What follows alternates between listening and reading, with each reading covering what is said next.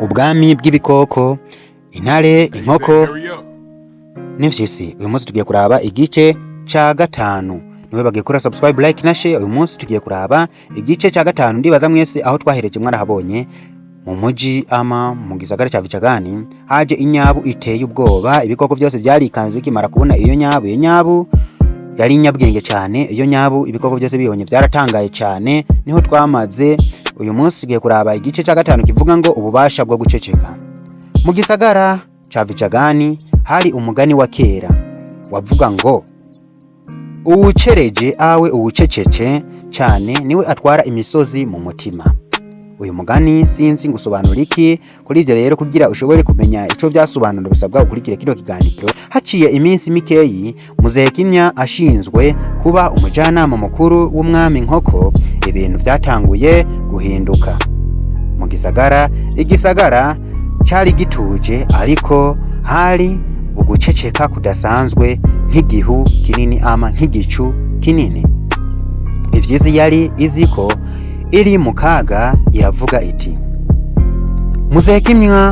Muzehekimya ntabwo asanzwe. Iyo nyabu ishobora ko kunesha itarinze no kuvuga. Iyo mfyisi yaciye ifata ingingo yo kurungika umudohoji, inzoka yitwa Chongezi. Iyo nzoka yari ifise uburebure budasanzwe n'ururimi rufise amajambo y'ubumara aho y'uburozi. Chongezi ijoro rimwe afata inzira agenda impande y'inzu y'umwami, ariko ashitse igihuna cari hejuru y'urusenge kiramubona kimubwira ati Chongezi, ndakubonye ndagufashe.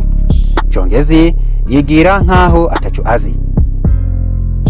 Nariko ndarengana ndironderera imbeba gusa zo kwirira. Ariko Muzehekinya yari amaze guhagarara impande y'umuryango aca avuga ati inzoka ntikurikirwa ku birenge ahubwo ikurikirwa n'ijwi ryayo ry'imbere.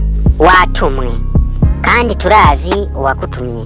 Inkoko itegeka ko iyo nzoka yirukanwa mu gisagara cyose cya Vichagani. Uwo munsi igisagara caravyutse gitangaye kivuga ngo inkoko nta menyo ifise, ariko ifise abagenzi b'amaso maremare n'amatwi maremare. Imfyisi yabona ko iriko iracindwa ahantu hose, yaciye ifata ingingo yo gushinga umugwi w'ibanga witwa umurizo w'umuriro. Harimwo imbwebwe, inkokoma, hakabamwo n'ibisiga bibiri byo mu bugaragwa n'ibindi bikoko.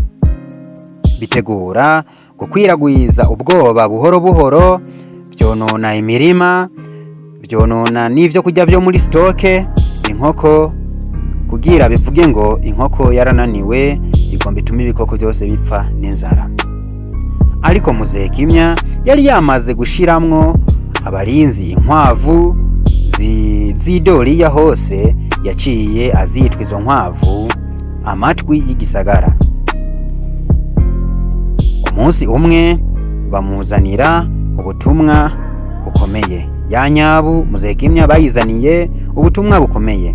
Baravuga ati hariho ikoraniro ry'umuriro ama ry'umurizo w'umuriro.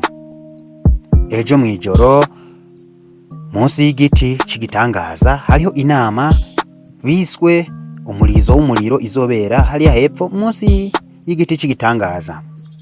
Inkoko ica yifata ingingo yo kugenda yonyene, yambaye impuzu y'inzoka, yisize mu maso nk'ifyisi, yigira utamenyekana.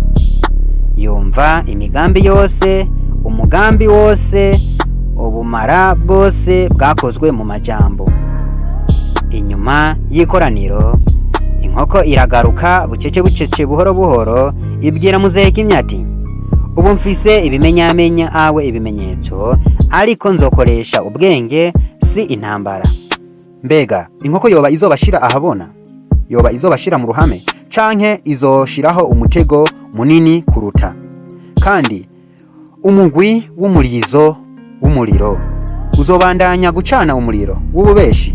Ntucikwe igice ca gatandatu citwa umutego w'umwamikazi. Umutego w'umwamikazi nico gice cya gatandatu tuzogenda kuraba. Kuri ivyo rero ntucikwe, kandi icyo nakubwira kola subscribe, like na share kugira tuzorabe inkuru y'uyu mugani, inkuru y'ibikoko buryo byagenze. Mbega imfyisi zohava iba umwami kumengo yarashiguritse yabishizemwo ingufu nyinshi cyane. Kuri ivyo rero ntibibagire gukora subscribe, like na share, uzoba ukoze cyane.